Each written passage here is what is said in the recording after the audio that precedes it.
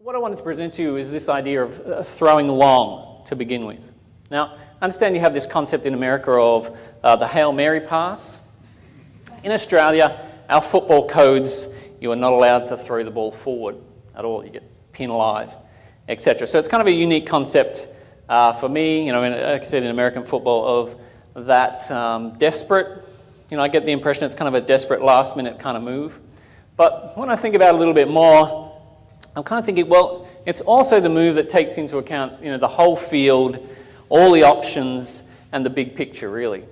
And it's only when you can, I guess, take into account that big picture that the miracles, you know, can happen, you know, the amazing pass and catch. So that's just a concept I want you to hold on to as I talk about this first part.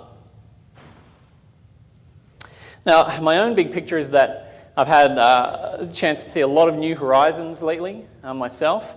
I've just spent the last 4 weeks traveling through 9 different states of the US. It was a family trip that we had planned before I knew that I was coming to the conference. And, you know, I've arrived at all kinds of places that I never dreamed I'd be able to visit, places I've been able to see. But, you know, as I now get ready to go back to work and start thinking about the teachers that I support across my state, Queensland, back in Australia, the first thing that kind of comes back to my mind is how time poor those teachers are. I've been seconded for 3 years myself out of the classroom, supporting those teachers.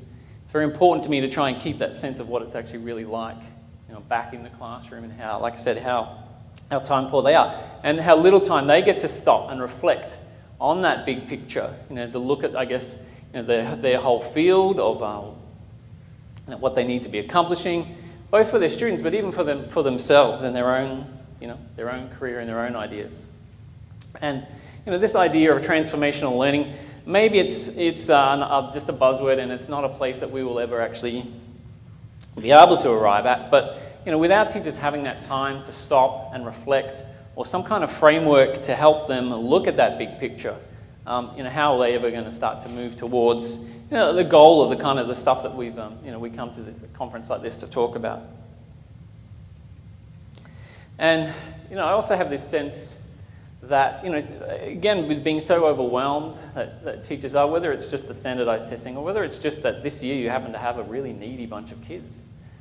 And that can be a draining experience. And I also find that a lot of professional development that teachers go to, it's very much giving us what we're supposed to be doing, what content or what techniques, etc. But I tend to find that actually empties teachers' buckets, that kind of PD focusing on the what, whereas some kind of you know, framework or process that would focus more on the why, you know, why are they doing this and what is the big picture, might be the kind of thing that we can give a heart back to those teachers and encourage them more than anything.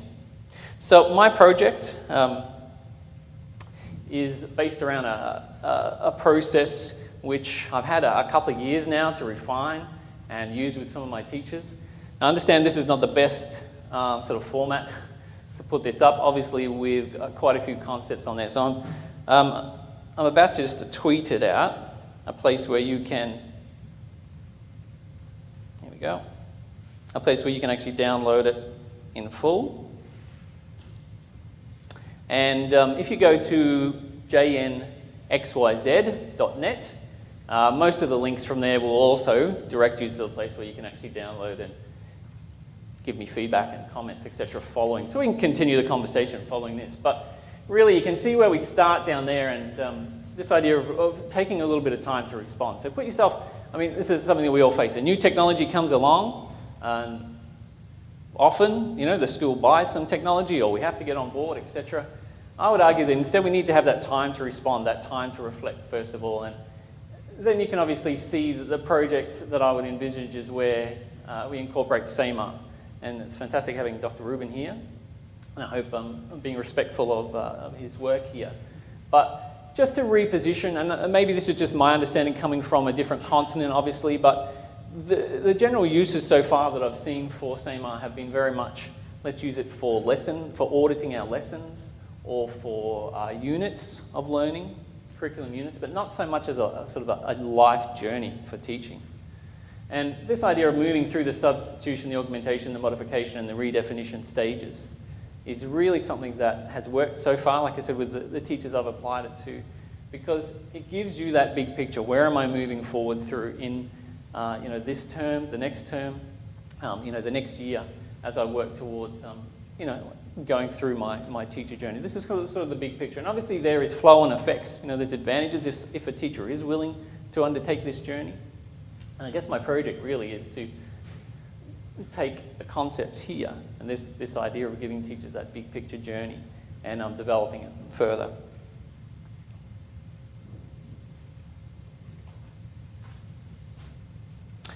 Because having a big picture view can be enabled through a process like that, incorporating SAMR and that idea of a journey, then it enables you to do the throw short. I'll explain a little bit of my experience. I had a chance about 3 or 4 years ago in my own teaching back in my school as a learning support teacher, dealing with students with learning difficulties. And I had a chance to have a little bit of time out from teaching and actually do some reflecting for myself. And I kind of realized that even though at that point I'd actually had been awarded sort of a major teaching award in my state and those kind of things, I didn't really feel like I'd earned it or earned some of the recognition from that. And it was only in this period of reflection that I stopped and thought and actually built a unit which I thought would be worthy of what I had done. So that reflection time was really key for me. And the unit was all about actually having independent learners in my classroom. So learning support students very much used to being spoon-fed the whole way through. They do need a lot of scaffolding, a lot of rote learning, that kind of thing. What we did instead with them was just to set small goals for them. And that's what I mean by this throw short. Because I'd been able to take this time to reflect, be more comfortable in where I was at in my own teaching, I was able to step back almost for the first time, actually give some control over to these students. And instead of me saying, okay, this term, we have terms, I can explain later. This term, you guys are going to learn X, Y, Z. That's your term. Instead of that, we said, okay, let's you look at your testing data. Now you choose a problem area. Once they've done that, now you choose the apps and you choose the podcasts that are going to help you with your problem area. And so for the first time, these kids were going through that kind of a process. And that's, I mean, we've had quite a bit of talk about the independent learning type thing. Actually, letting it loose in your classroom is a whole nother matter.